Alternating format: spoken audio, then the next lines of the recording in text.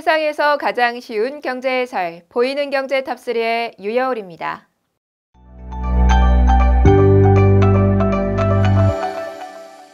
뱅킹이 더욱더 편리해지고 있습니다. 앱 하나로 모든 은행 계좌에서 출금이나 이체를 할 수 있는 오픈뱅킹 서비스가 지난 10월 30일부터 시작됐는데요. 오픈뱅킹이란 기업과 은행의 신규 핀테크 서비스 개발을 위한 핵심 금융 서비스를 표준화해 오픈 API, 응용 프로그래밍 인터페이스 형태로 제공하는 공동 인프라를 말합니다.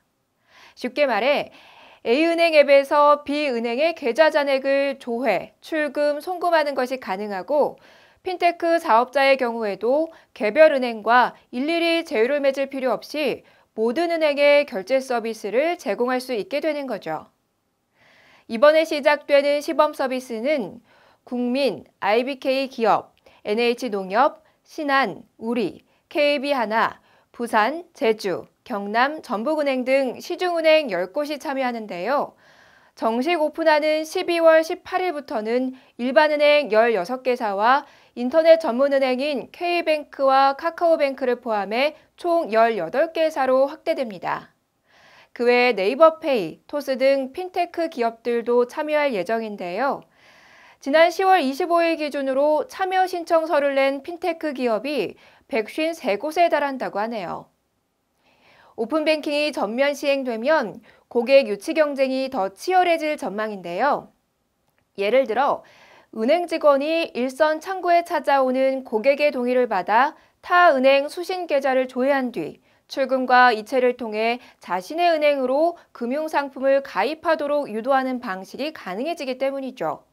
또 A은행 계좌 이용자가 B은행 앱을 선호한다면 A은행 계좌의 자금을 B은행으로 옮기기가 쉬워져 앱 경쟁력이 고객 유치에 영향을 줄 것으로 보입니다. 거기다 오픈뱅킹 이용 수수료는 20원에서 50원으로 줄어드는데요. 현행 요금의 10분의 1 수준입니다. 이제 이러한 오픈뱅킹 시대가 본격 개막하면서 은행 간 경쟁이 치열해지고 금융 소비자에게는 편리함과 혜택이 늘어나는 변화가 있을 것으로 보이네요.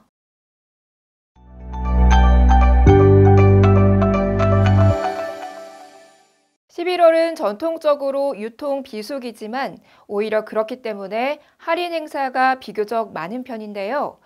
올해도 이커머스 업체를 중심으로 대규모 할인 이벤트가 연이어 펼쳐질 예정입니다.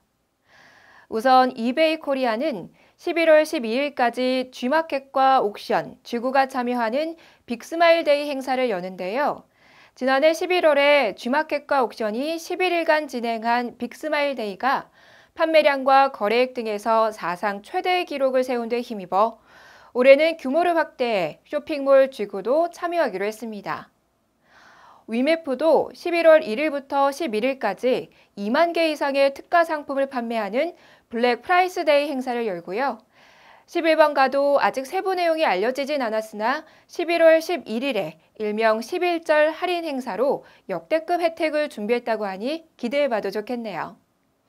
다음으로 한국판 블랙 프라이데이를 표방하고 있는 코리아 세일 페스타도 올해는 미국 블랙 프라이데이와 중국 광군제가 있는 11월에 열리는데요. 국내외 600여 개 유통, 제조, 서비스 업체가 참여해 11월 22일까지 역대 최대 규모로 열릴 예정이라고 합니다. 한편 롯데그룹은 코리아 세일 페스타 기간에 맞춰 블랙 페스타라는 이름으로 각종 할인 행사와 이벤트를 여는데요. 이 기간 10개 유통 관련 계열사가 판매하는 물량이 1조 원 규모에 이른다고 하네요. 오늘 소개해드린 11월 대형 할인 행사들은 좋은 물건을 저렴하게 구입할 수 있는 기회니까요. 꼼꼼히 살펴보시기 바랍니다.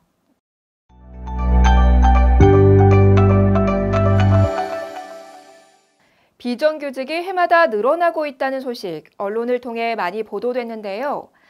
최근 통계청이 내놓은 자료에 따르면 올해 8월을 기준으로 비정규직 근로자 수는 총 748만 1000명으로 전체 임금 근로자의 36.4%에 해당하는 수치라고 합니다. 그렇다면 이들이 매달 받는 임금은 얼마나 될까요? 통계청에 의하면 올 6월에서 8월 비정규직 근로자가 받은 월 평균 임금은 172만 9천 원으로 집계됐는데요.